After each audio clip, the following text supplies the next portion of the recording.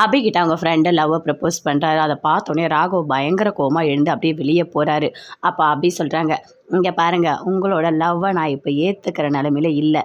என்னோட கல்யாணத்தை பற்றின எல்லா முடிவும் எங்கள் வீட்டில் இருக்க பெரியவங்க தான் எடுப்பாங்க. எங்கள் அம்மா அப்பா எல்லாரும் என்ன முடிவு எடுக்கிறாங்களோ அதுதான் முடிவு. என் இஷ்டத்துக்கு நான் எதுவுமே பண்ணவே முடியாது. தயவு செய்து என்னை மன்னிச்சிடுங்க அப்படின்னு சொல்கிறாங்க.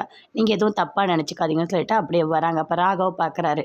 என்ன ப்ரப்போசல்லாம் சூப்பராக இருந்தது போல இருக்குது அப்படின்னு ராகவ் சொல்கிறாரு. நீங்கள் பார்த்தீங்களா அப்படின்னு சொல்லிட்டு அபி கேட்குறாங்க. பார்த்தேன் எல்லாத்தையும் அப்படின்னு சொல்லிட்டு ராகவ் சொல்கிறாரு. ஏன் ஏற்றுக்க வேண்டியது தானே, ஒரு கல்யாணம் பண்ணிக்க வேண்டியது தானே அப்படின்னு சொல்கிறாரு. இல்லை எனக்கு இப்போ அவரை கல்யாணம் ஏற்றுக்கணும், அவரை கல்யாணம் பண்ணிக்கணும்லாம் எனக்கு தோணலை. தோணும் போது பார்த்துக்கலாம் அப்படின்னு சொல்லிட்டு அபி சொல்கிறாங்க.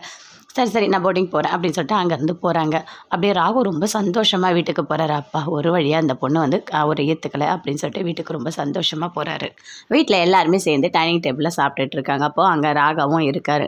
அப்போ பாட்டி சொல்கிறாங்க, இல்லை எனக்கு ரொம்ப கஷ்டமாக இருக்குது, அபிக்கு கல்யாணம் நின்று போச்சு. இப்போ யாருக்கும் மனோகருக்குன்னு கல்யாணம் சொன்னீங்களே, அதனால தான் எனக்கு ஞாபகம் வந்தது.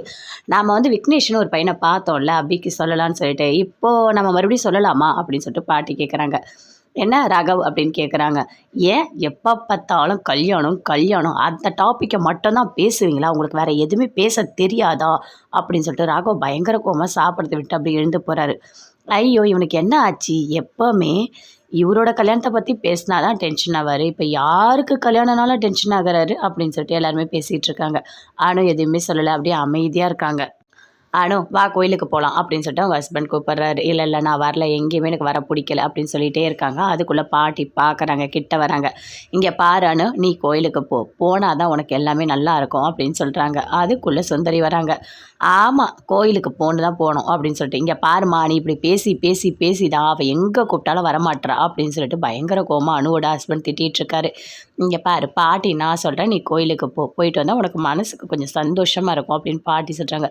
சரி பாட்டி நான் போயிட்டு வரேன் அப்படின்னு சொல்லிட்டு அவங்க ஹஸ்பண்ட் 2 பேருமே சேர்ந்து கோயிலுக்கு போகிறாங்க.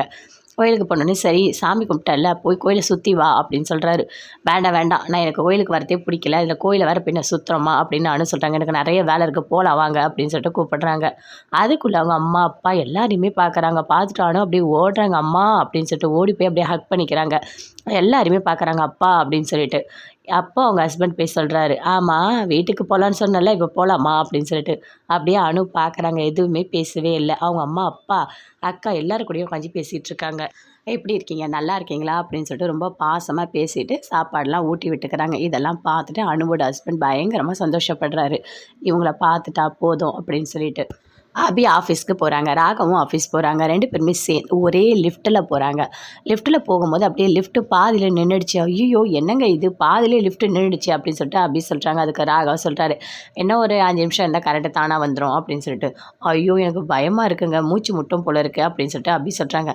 அதெல்லாம் பயப்படாதீங்க, நான் தான் இருக்கேன்ல அப்படின்னு சொல்லிட்டு ராகவ் சொல்லிகிட்டே இருக்காரு. அப்படியே லிஃப்ட்டு போகுது, திடீர்னு நிற்கிது, அதே மாதிரி ஆகிட்டே இருக்குது. அப்படியே விழற மாதிரி அபி வராங்க. உடனே அப்படியே ராகவ் பிடிக்கிறாரு, அப்படியே பார்க்குறாரு. 2 பேருமே ஒருத்தரை பார்த்துக்கிறாங்க. அப்படியே ரொமான்ஸ் பண்ணுறாங்க 2 பேருமே சேர்ந்துட்டு. அப்படியே பார்க்குறாங்க அபி. ராகவும் பார்க்குறாரு. அப்படியே பயங்கரமாக ரொமான்ஸ் பண்ணிகிட்ருக்காங்க.